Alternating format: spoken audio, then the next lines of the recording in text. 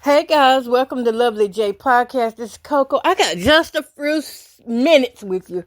Just a few. But welcome to the podcast. Shout out to those of you that been listening through and through. Appreciate it. Appreciate it here and there. I need those listeners. Don't forget to like and subscribe to my channel or follow my page. Now listen, y'all. Let me tell you. Y'all know I'm going through this grieving thing, and it's an emotional roller coaster. 1 minute I'm up, next minute I'm down. 1 minute I might be happy, mad, hangry. And it all boils down to one thing. Anywhere there's an addiction, there's going to be pain, emotional pain. And I'm just getting this off the top of my head while it's on there. That was my biggest thing. We both had addictions, me and my ex did. And I was even patient. After I overcame my addiction, I was even patient to wait for him, and have patience with him for his addiction because I knew it wasn't easy. But addiction is pain, whether it's food, porn, addicted to someone, drugs. It's pain. Anywhere there's an addiction, there's some emotional pain that has yet to be dealt with. And I'm looking this morning, as I found some of the pictures of me and him, and I see, where me and him were just we were so wrapped into each other like that. When I look at those pictures, that was when we were both in better days. Well, I feel like I'm in my better days now, though. I would say he was in his better days. I'm better now than I was back then. Back then, I was staying so sick and couldn't barely do things. And, addiction comes from pain again. That could be physical or emotional. It's a way to soothe and ease whatever we're going through. But I look back on those pictures and I was just so in love with that man. And I don't know how people just didn't really see that. I mean, nobody gets up and do things for a person that they don't care about.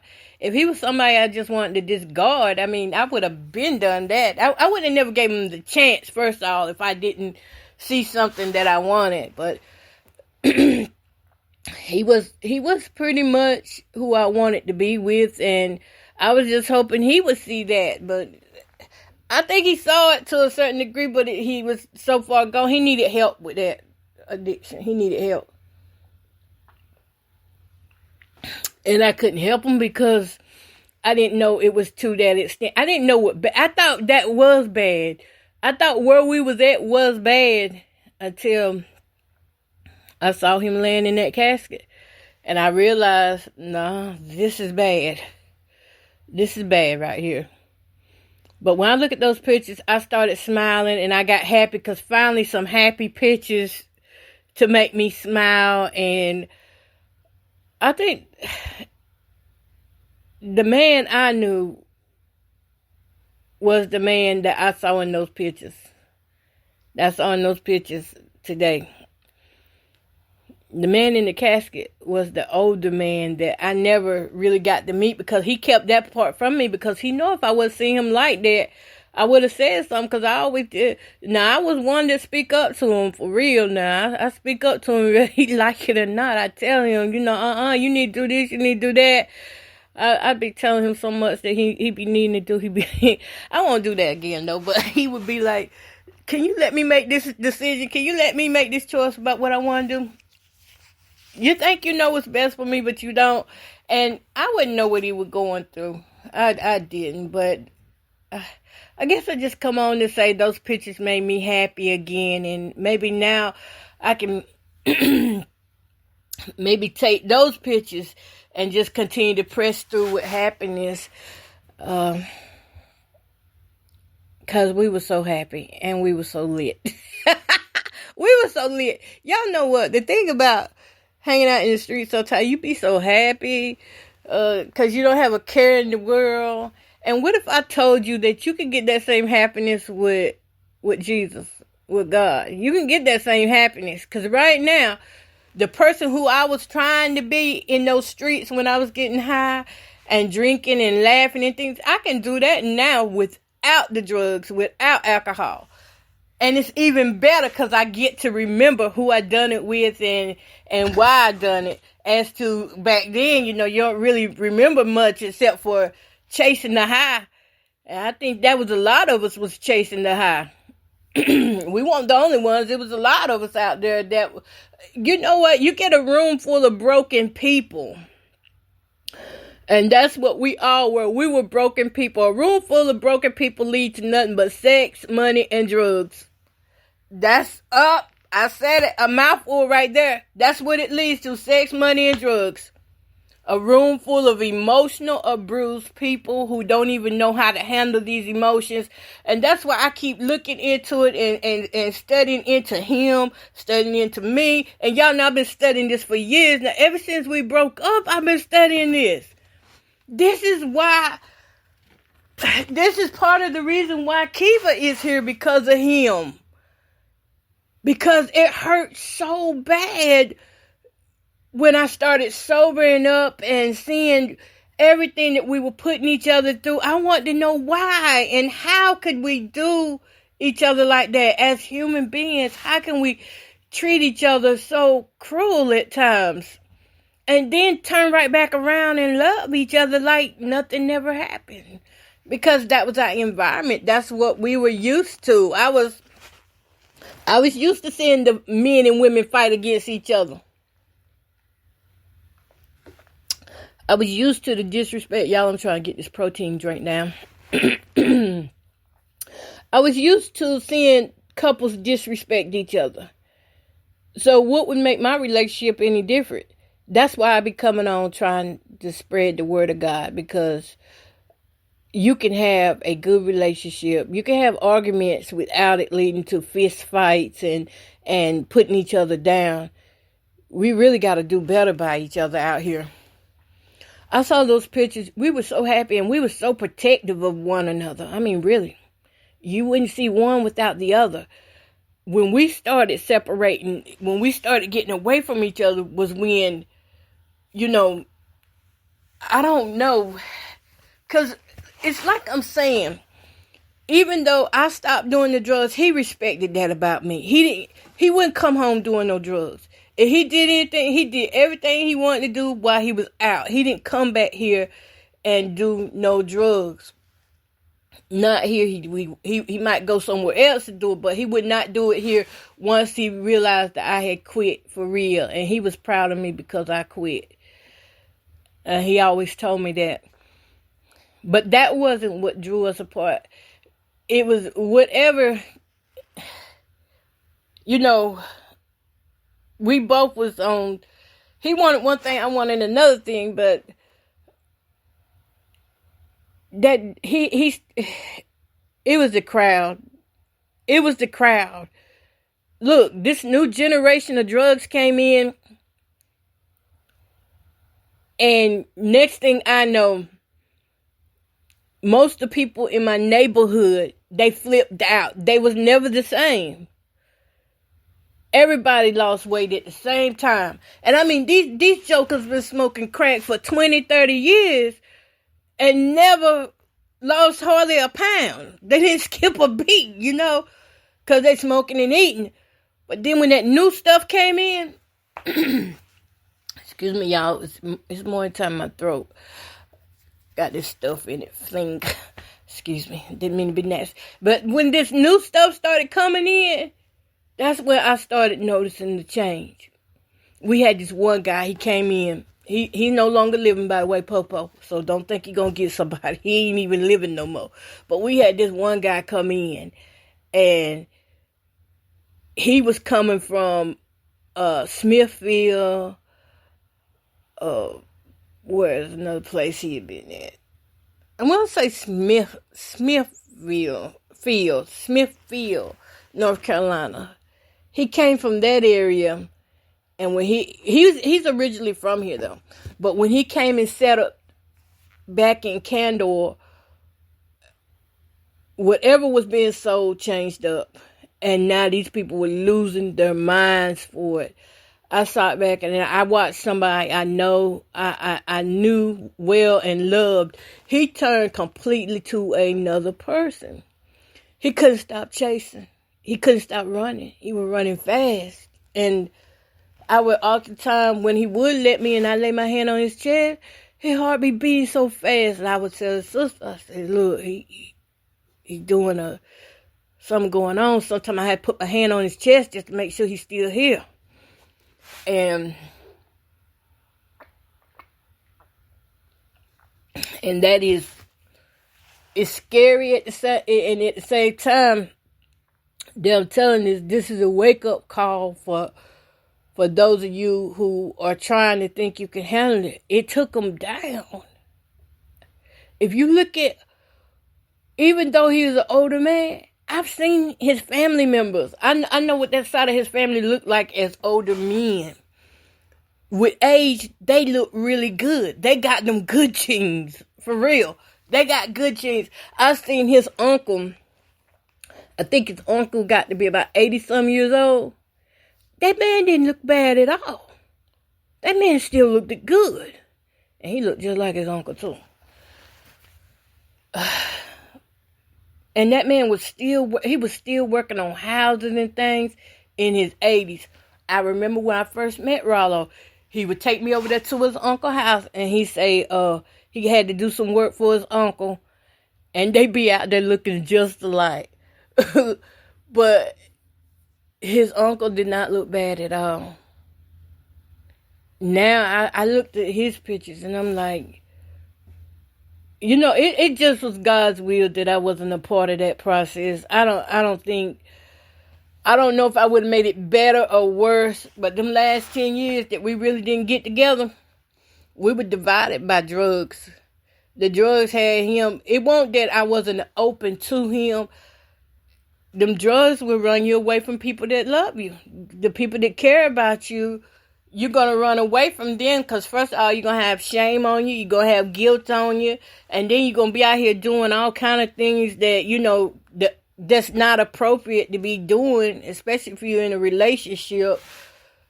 I've seen where drugs have just taken people down, have switched them out. You don't get who you first have. Now, the guy I had before that man came in with that new kind of drug, whatever it was they were smoking, by that time, I had quit. I had been quit for a while, too. But it was making him irritable. He could not sit still. He didn't even have a car then, and he had to keep going. Or if he had this little cell phone, and he always call a ride around, it got to the point where he started lying. He would start making up arguments. He would call people to come get him, saying that somebody that I was fussing with him and things, and he'd be like, "Come take me down the road," and I'd be like, "Why you telling them people them lies? You're gonna make people think that I'm really doing some things," and it got bad. It got bad. But when I look at those pictures that I saw, we got some good times in there. We got more good times than we do bad times. It's just that when the bad times were bad, they were bad. And it would feel like it was overpowering the good, but when I add it all up, we really had our best years together. Well, I know I got more good years coming. I got great years coming, but I'm talking about with me and him, our best years was within those 17 years. We got to learn each other. We got to like each other. We got to dislike each other. But I think that's part of, I started to say marriage. Dang. We were together that long. I think that's just part of life, is learning to agree to disagree. But if I could do it differently this time, I would do it God's way versus my way, which was we were fussing back and forth. I would not do it. The cussing out, the yelling, the screaming, the fighting. I would keep my hands to myself. Keep your hands to yourself. If you're in a relationship, I don't care how mad that person make you. You're not their mama. You're not their daddy. They're not a child. You gotta respect that they are an adult making decisions on their own. Once I learned to respect the decisions he made, even though I disagreed with him, we got better off. we got better off. We could talk to each other a little more then. But like I said, whatever that last round of stuff was that came through here around 2017, 2018, wait a minute. Let's go back. I'm going to say around 20, I want to say it started around 20, this is exactly when it started. It started around the end of 2013. Around October, November of 2013. Because I got hold of bad alcohol at that time. I got hold of some bad alcohol, but other people were getting hold of bad drugs at that time. And none of us really think about it like that it was a transition in the drug industry. It was a transition. They came with the synthetic stuff, and it just, it blew a bunch of people you go from your basic crack addict to now you got a super addict. And those super addicts are the ones who look like zombies and things. But if I have any addicts that are listening to me, I'm going to say this before I go, because that picture did make me smile, and it gave me hope when I seen, how I was just holding on to him, because I always love holding on. I always said I love holding on to him because I had to look up to him, and he had to look down to me, and I thought that was the most romantic thing ever. If I don't get that kind of a hug again, I got it then, and it's on picture, so I'm good.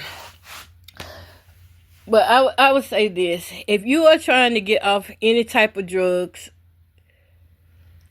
and I want to keep putting little notes out there to help the next person out. It starts with your appetite. It starts with the stomach, okay? If you can control your stomach, if you can sit there and talk to your stomach and your brain, eat healthy. Start feeding your brain by what you're putting in your stomach. Eat the berries. Eat the watermelons, the blackberries, the blueberries. Eat the spinach. Get the greens. Start with your stomach, with your gut, please. Because when your gut turns off, start taking probiotics, okay? When I came off drugs, I didn't realize how messed up my immune system was. But the reason why my immune system was messed up was because those drugs eat up all the good bacteria in your gut, and you don't replace it because you're so busy drinking and alcohol and getting more drugs. So start right there with your stomach. Start taking a probiotic. That probiotic is going to put that good bacteria back in your gut so that you can eat. The reason why you can't eat is because that drug is telling your brain not to eat. It's sending false signals that you don't need to eat. And you've got to override those false signals. I'm trying to bless somebody out here today. Maybe it's your family member, or maybe it's just somebody listening through my walls that want to quit. Start with your gut probiotics. Men and women can take probiotics. Start taking those probiotics so that gut can get the lining back. And you can start getting your appetite back. Start eating a little bit at a time. Blueberries, blackberries, spinach, greens, collard greens. Those collard greens and the spinach is going to help purify your blood. You got to get that stuff out your system. When it was coming out my system, I had like these large sores on me. And it hurts. Now, I'm not going to tell you it don't hurt, but what I will tell you is don't take no opioids. Don't take that. Get started on that. Take a Tylenol. Get up, move around, exercise. Just regular exercise. You feel cravings come, go exercise. Go, if you one that need to eat, go eat something. When you feel them cravings coming, go do something for about 15, 20 minutes. Find something to keep you busy till they pass. Because they going to pass. They don't stay. They don't stay. You just have to learn how not to answer to it whenever it does come. If I could have helped him like that, I'm not sure he would have listened. He would have listened a little bit. He would have tried to do a little bit of what I was saying, because this whole 17 years, I was coaching him through the whole 17 years. But I had to do it in a way that he wouldn't reject me or be rebellious. So sometimes I print out stuff and leave it on the counter for him, because I know he liked to read. And he would read, and then next thing I know, I see him doing it. Or I just be talking in the air, and I'd be like, I told you this what you need. Or, well, don't be like me. Don't be like the told you so. Just say, just offer it to him. Just offer him new foods. That's all I can say.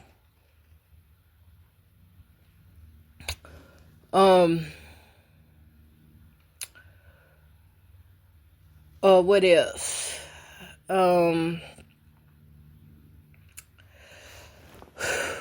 My mind went kind of blank. We looked so good in those pictures.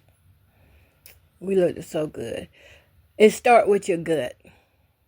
If you can get your gut right, it's going to help boost your immune system back up. Once your immune system get back up and get to running, it may take a while. In fact, it may take a few years before you ever even feel like, till you get used to your new you. Let me say that. Getting used to the new you without drugs. It will take a while, but it's okay. Because it is a new you, a new body. Just enjoy it. Just enjoy that process. If you don't look at it like it's a challenge, but you got to look at it and you got to take it with joy. You got to do this thing with joy. You cannot just step up on it and be like, I'm going to quit, and you mad, you angry because you quitting. Do it with joy. When you do it with joy from your heart, you love on yourself a lot more, because that's all it really is you loving on you. You pouring the love back into you. That's what getting off drugs and emotional roller coasters is all about, putting love back into you. It's self-love. Because it's hard to love others when you don't love yourself. It's like I was saying, in other podcasts, at one time, my addiction was not let me not attach me to it, but the addiction I had at one time was worse than his. It was worse. And he stood by me, but with that new thing, because you know what though? With that new drug that they were giving them, they were telling them they were smoking crack, but it wasn't crack.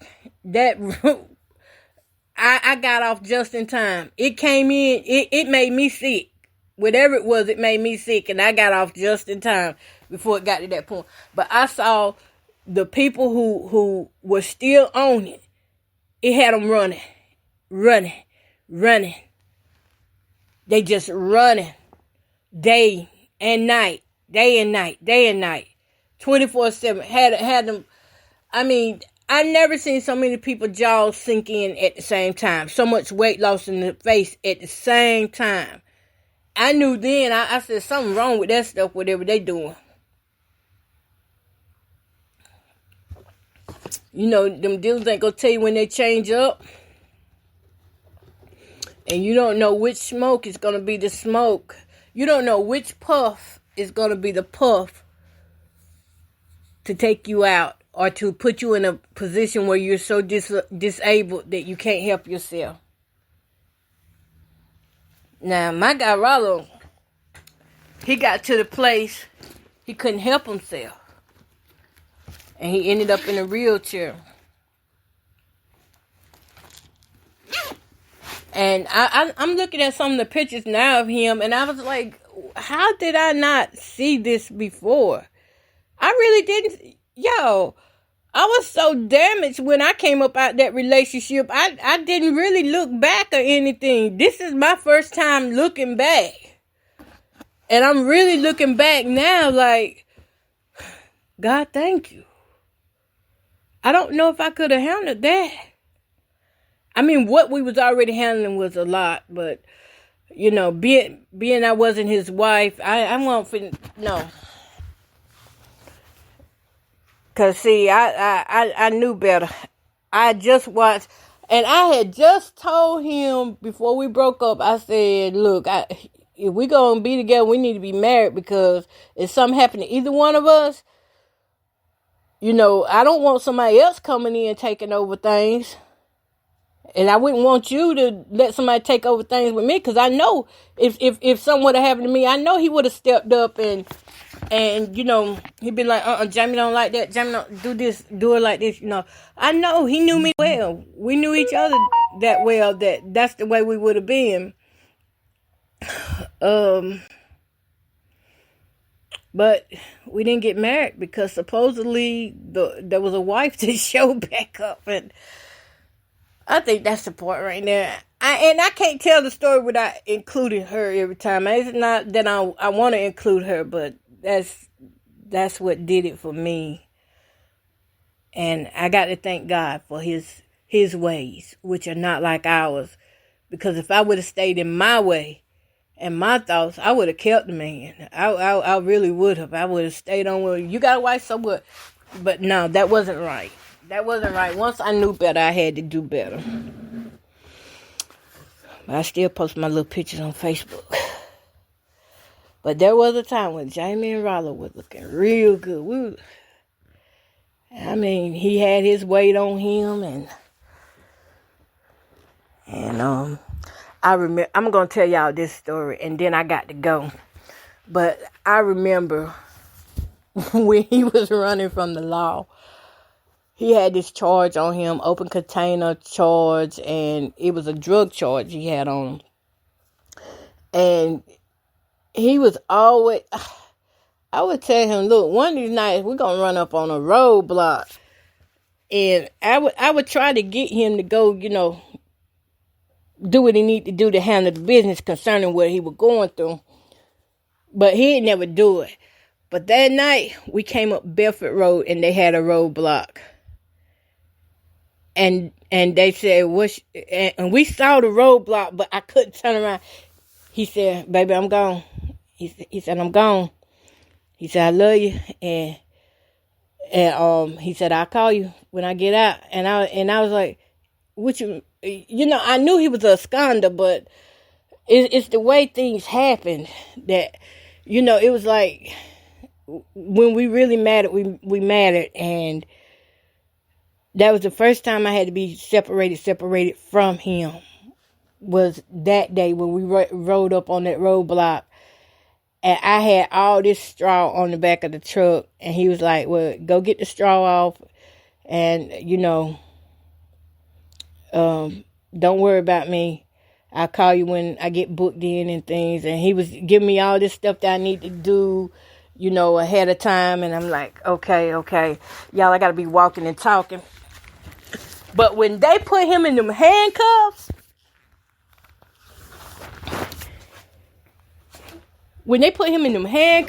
and, I got to be moving. And he said, I love you, baby. I'll call you when I get checked in, booked in. Man, you talk about a sister. I wanted to break down and cry so bad, but I had all that straw on the back of the truck, and I had to take it to the baler. I had to unload the truck, and it was this guy here, Mayhew guy. He dead and gone now, but he said, I'll help you get this unloaded. And I think we made about $85 that day. And I dropped something. Hold up, y'all.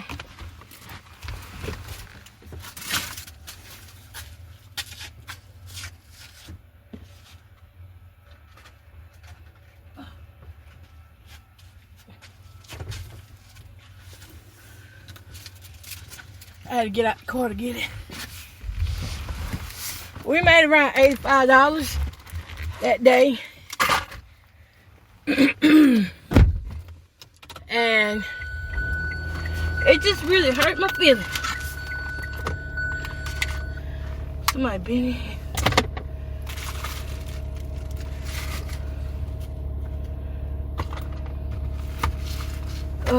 Y'all hold up. I'm gotta get this stuff straightened out.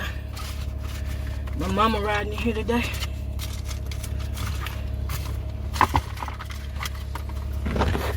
that thing hurt my feelings. When I got home and he called me, I was in my feelings. I said, well, I unloaded the truck. And he was telling me, he said, girl, you know I'm looking at time. I said, yeah, I know. But he held my hand up until they had him to get out. They said, what's your name? He said, Wilson Walkerson. And once he gave me the name and they read it through, see, we got away with that one time. One time I got stopped and they didn't run his name. They just ran my license. But that next time we got stopped, they asked for his name because he had the beer. He said, oh, shoot, girl, I can't put it up. And he didn't move that beer in time. And that's why they got him. And when they seen what his name was, that was it. He was gone. But he got back out. I think he only stayed locked up maybe like 2 days. And then when he got out, I was so happy to see him when he got out. See, because I ain't never wanted nothing bad to happen to him. Y'all ain't got my seatbelt on, but I'm going to have to go in a little bit, and maybe I can finish up on that story later on. But I ain't never wanted nothing bad to happen to him, because I always did like him. I mean, I was just drawn to him. He was just what I wanted. And when something would happen to him, I would feel it. When something was going wrong, I would feel it. I would feel that things were wrong. Every time. I could feel it.